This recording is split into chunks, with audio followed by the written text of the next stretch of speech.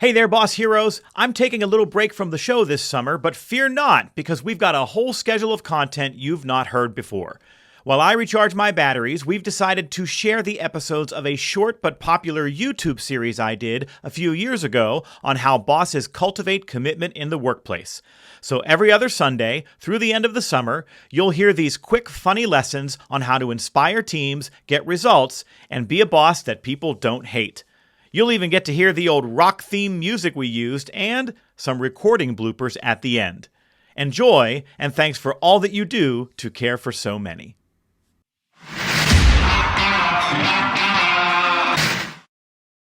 For 8 consecutive years, I partnered with a local hospital to deliver a leadership development workshop to the residents there going into their 4th year. The 4th year of residency at this hospital required those early career physicians to supervise others, really for the first time in their careers. As part of that morning spent together, I'd facilitate a series of exercises and discussions to get these young leaders thinking about what the younger residents will need from them as supervisors.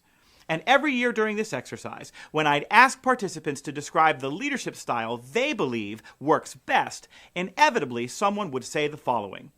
My boss last year was terrible, so I learned what not to do. My plan is to do the opposite and be the kind of boss I'd want to have.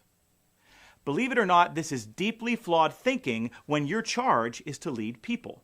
I'll tell you why right after this commercial break. Just kidding, we don't have commercials. Play our theme song!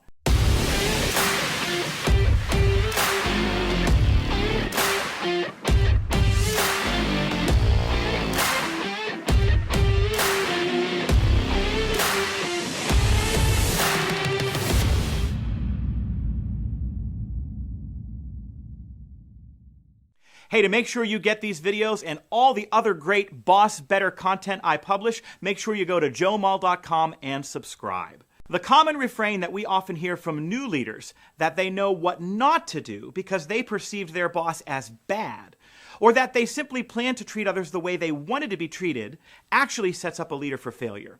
And it's for a pretty simple reason. People aren't all the same.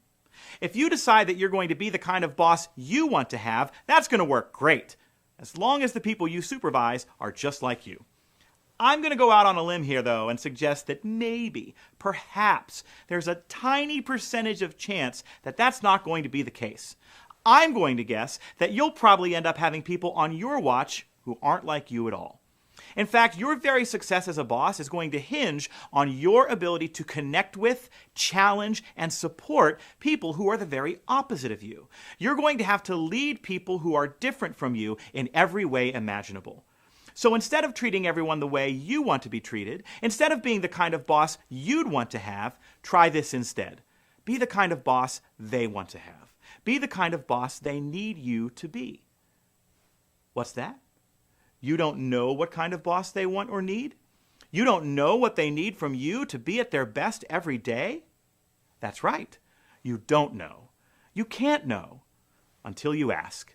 This is why leadership has almost nothing to do with telling people what to do, or how to do, or when to do, or why to do, nearly as much as it has to do with asking questions and listening intently to responses. You've all heard the expression that the best leaders meet their people where they are. How do you find out where that is? You ask. Constantly. Over and over again. And it's not like you get the answer and then you're done. Because people change, as do employee duties, environments, needs, wants, and ambitions. So there's never a time when you're done asking. So there you have it. Instead of being the kind of boss you wished you'd had at some earlier point in your career, find out what kind of boss your people need in order to be at their best every day and show up in that way as often as possible. I'll tell everyone that you're a good boss if you do 2 things for me right now. Leave a comment on this video and then share it wherever you hang out on social media. Thanks for watching. See you next time. People need comma. There should be a comma there. All right, I got it now. Okay. In 3, 2, 1. No, back it up. I need to read that for a second because I'm flubbing it up. There. Okay, let's back that up. Okay, I need to cut that little last part. Was bad. Go into the negative. Go into the negative. There it is. There it is. Yeah. Keep going. Keep going. Bring it to me. Bring it to me. There it is. Almost. Little more. Little more. Stop. Put it in park. Here we go.